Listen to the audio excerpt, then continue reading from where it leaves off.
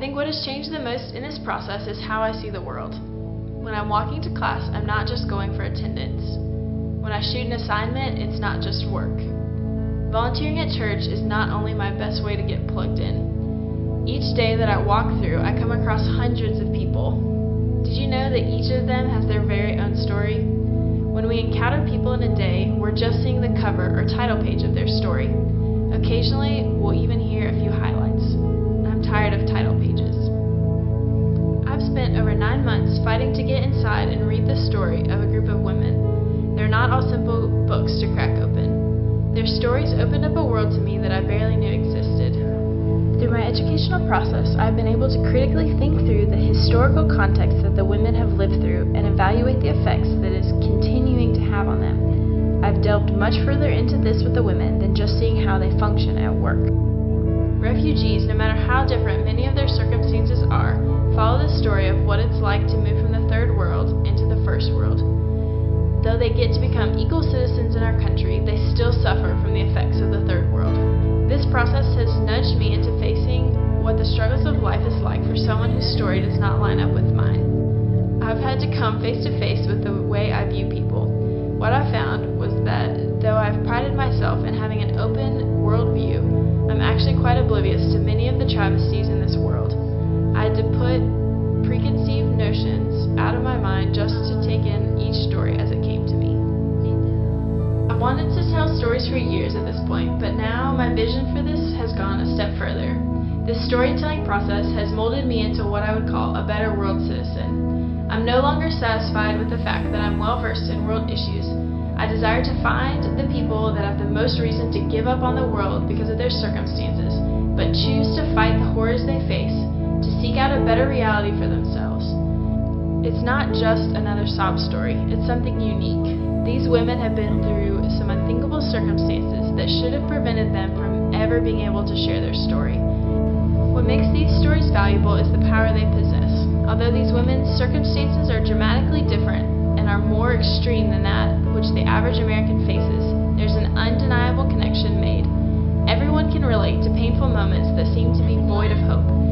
But with this story being shared, the hearer is spurred to seek the hope within their own situation. These stories are rare. They are often overlooked and hard to get. There is no demand for these kinds of stories, but usually they are the richest. Without the empowerment of a storyteller, many of these women's stories would be lost. These women have shown me that no matter what kinds of hellish turns of events come upon you, you can persevere through it. When everyone around you expects nothing, the power inside of you can create a ripple of change no matter how small it may begin. And that when there's an opportunity before you to make your life and this world better, you should always take that and pursue it to its end. The variety of classes and experiences that I have had over the last few years has really built into who I am today. The educational process at Gardner-Webb, especially through my communications and religion classes, accompanied by several internships, has really shaped my thinking. My academics have made a way for me in my craft and have also molded my compassion for the world. In my research with this project, I've developed my critical thinking and organization skills, as well as honed in on my knowledge of media and the programs that accompany working with that. This project has definitely affected me personally and professionally, but I believe that this will contribute to changes in the academic world. It's easy to try and separate out the traditional academic streams of learning from hands-on, more story-type learning. The approaches to each can often be quite different, but what is so wrong with bringing the two together? I've learned that in order to tell an excellent story, you cannot neglect your research beforehand. The way I see it, they need each other. When you embark on a major project like an honors thesis, you expect to start with a question, learn a lot along the way, and then finish out with a concluded answer. I've done that, but I have also come away with more questions that linger in my mind. I could do so much further research into questions such as how these women will adapt to their new culture long term, what are the effects on them and their families that come out of being replanted into an entirely new culture, and what types of challenges will they continue to face even 10 years down the road. A term has been coined for those like me as a missionary kid that neither truly fit into the culture that they were raised in, nor the culture of their family. This implies that we do not fully identify with either culture, but really form a third culture of our own. By seeing that these women actually relate to me on that level of being of a third culture themselves, I'm even more intrigued by the process that they have and will continue to go through.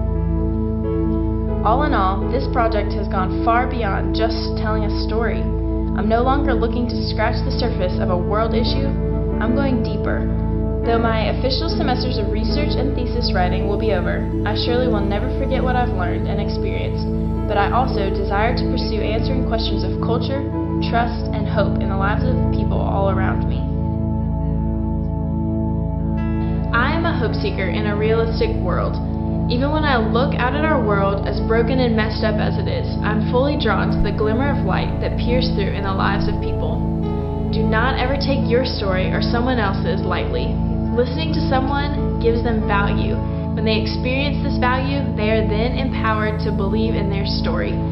Our stories are how those who come after us will know what we have done with our world. Take time to know your story. Take time to open a few of the books that you glaze over each day. I've always appreciated stories, and I naturally seek out the hope in those stories. However, this experience with these women has changed me because I now see the power of a story. I want to seek after stories that have depth and that embrace the realities of common life. I realize that I am most interested in the extraordinary things that come out of undervalued, messy lives. These women's stories have been the vehicle by which I've learned the power that exists in a story of hope. Seek the truth that is buried under the lies of our world. Find the hope that exists in every story.